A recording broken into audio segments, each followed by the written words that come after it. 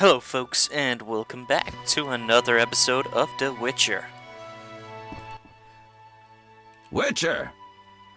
Our mutual friend Zoltan sent me. Our mutual friend Zoltan sent me.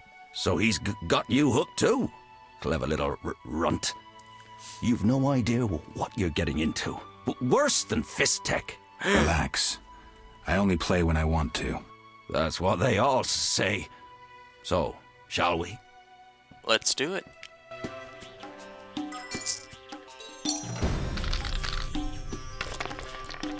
Alright, yeah, 2 5s. Alright, good start, good start. Oh, he's gonna get 2. Oh! 2 2s. I can live with that. Let's be a little more. Let's get a little Betsy and see if we can score some loot. 5. Oh yeah! Now that is awesome. That's not. Why'd you? Are you? Wow. Oh well.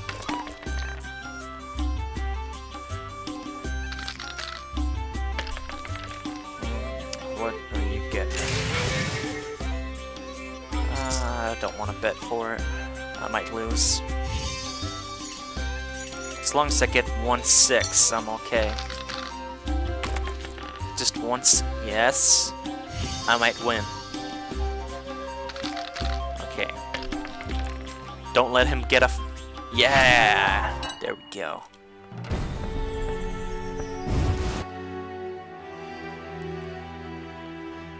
We beat Heron. I don't know why I want to call him Heron. Is that because Dragon Age Origins? Heron? Make me some armor. Or was that... What was his name? I don't remember. Anyways. Oh yeah, I had a lot of books. Sword. Had a lot of books. Recent history. Well, I better start reading. As I said, some of you folks might not like it, like go all in depth and all that kind of stuff.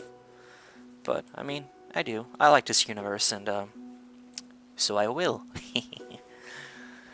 Field Marshal Cohorn's strategy failed when his flanking maneuver was stopped by the heroic Visiman infantry led by Governor Bronibor. Though they paid dearly for their heroism in blood. No, yeah, that kind of screwed up my sentence. While the Visimans resisted Nilfgaard's left flank crumbled. Some began to flee while others banded into small groups to defend themselves as they were surrounded. The same soon happened on the right where the tenacity of the dwarves and mercenaries finally broke Nilfgaard's momentum.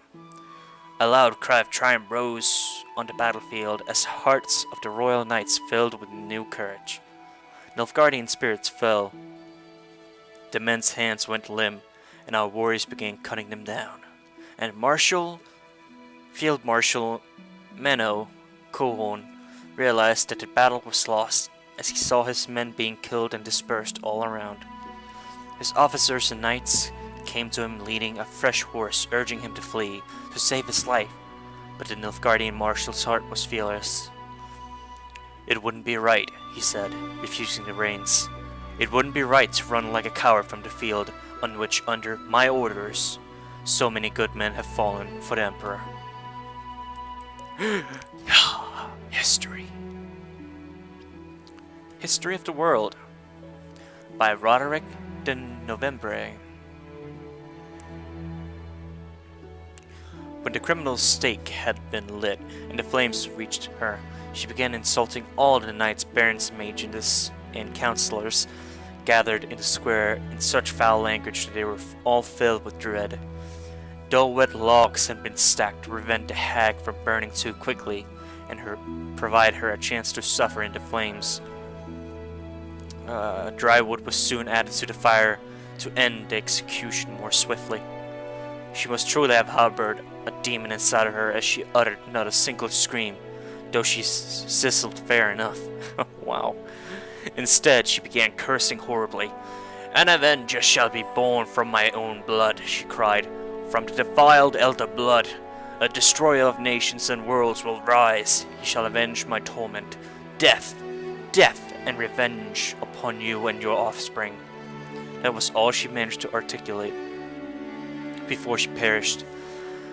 Such was the death of Falka, her punishment for the innocent blood she had spilled. Wow, I'm just not really getting a good...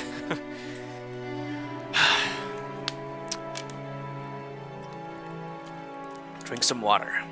Maybe that'll help. Fairy tales and stories. Florence Delanoy. Then the fairy said to the Witcher, "I will tell you what to do. Put on a pair of iron shoes, pick up an iron staff, walk in the iron shoes to the end of the world, pat the ground before you with the staff, and sprinkle it with tears. Walk through the fire and water, do not stop, do not look back, and when your shoes wear out, and when the iron staff shatters, when the wind and the heat dry your eyes so that you cannot shed another tear, then you will have reached the world's end. You will have found what you seek, what you love, perhaps." And so the Witcher walked through the fire and water without looking back, but he took neither the iron shoes nor the iron staff. He took only his Witcher sword.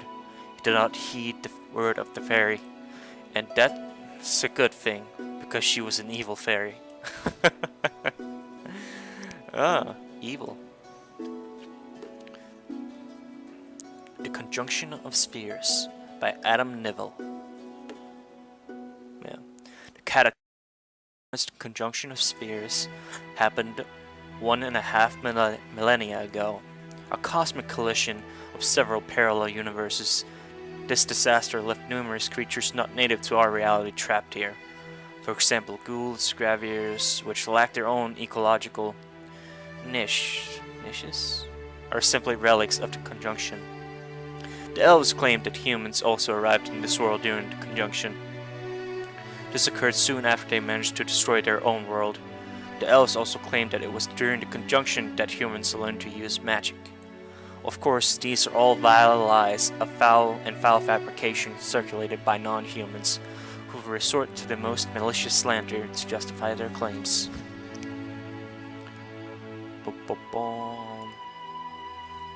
The Prophecy of Iffeline.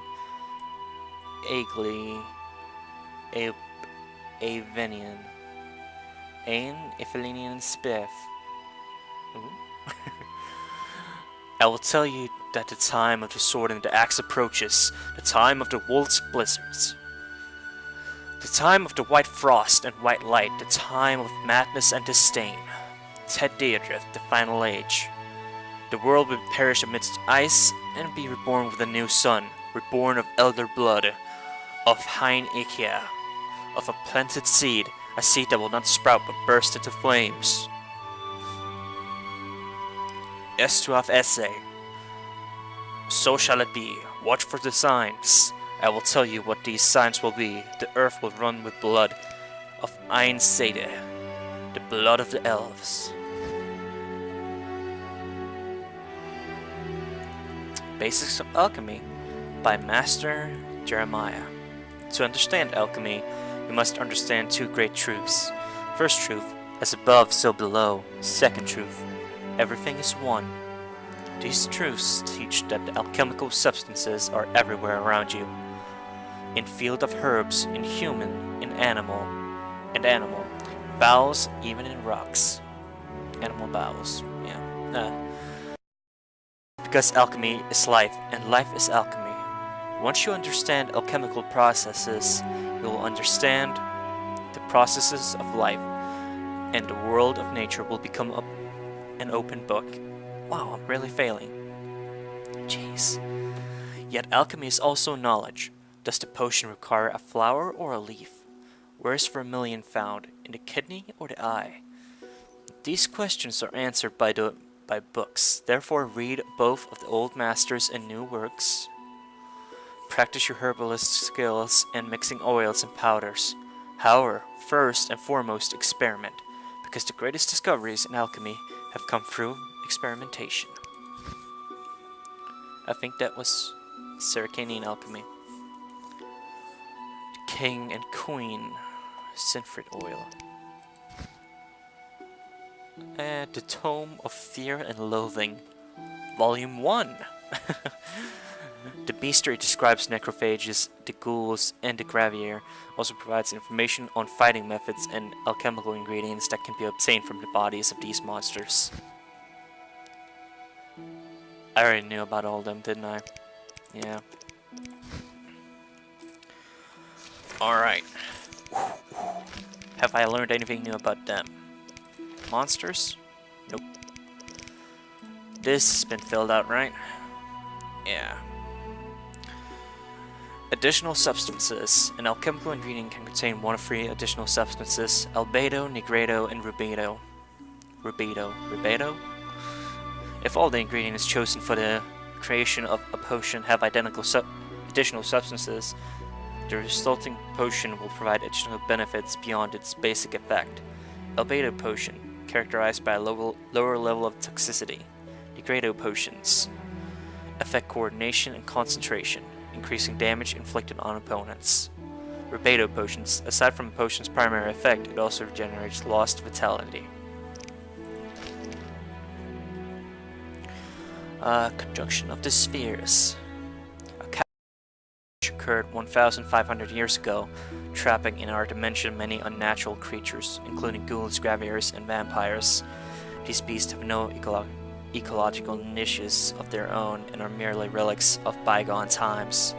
According to elven lore, humans arrived during the conjunction. Their own world had been destroyed. These humans' ancestors learned how to harness the power of primordial chaos, and thus the first human wizards were born. Looking for a place in the world, humans took up arms against elder races who were unable to withstand the barbarians and ultimately surrendered. This is how humans came to rule the world.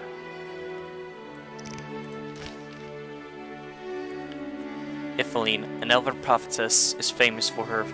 I think I already read this. I did, right? Yeah. Ifeline, an elven prophetess, is famous for her foretelling of the end of the world. According to her prophecy, the world will be destroyed by an ice age, and all humans will die. The only survivors will be elves, saved by the offspring of the Elder Blood, known also as the Swallow. Several signs will herald the destruction of the world, and the cataclysm will begin when elven blood soaks to the earth. This will mark the advent of the time of disdain, the axe and wolf's blizzard, which can be interpreted as a long war or a return to barbarism. Mages. I already read this, I believe. Simple folk fail to differentiate between witches, sorcerers, and witchers. Anyone who wields magic is regarded as suspicious and godless, but the better educated and those who dwell in large cities know how to treat mages with due respect. Oh my, what the hell? Are you kidding me? Oh. Oh, okay. I can do it. How much time do I have left? Do I get to cut it off? Yes, I do. Oh my god. I'm gonna die, right? Oh well, folks. Here are my new... That's it. Only said it once? No, twice. It's my sonar tone now. Anyways, folks, thanks for watching. Next time, Temerian history. That's gonna be... My throat's gonna be sore as shit. Anyways, folks, thanks for watching. Leave a comment. You know, all that good junk and stuff. So, thanks for watching, and tune into the next one.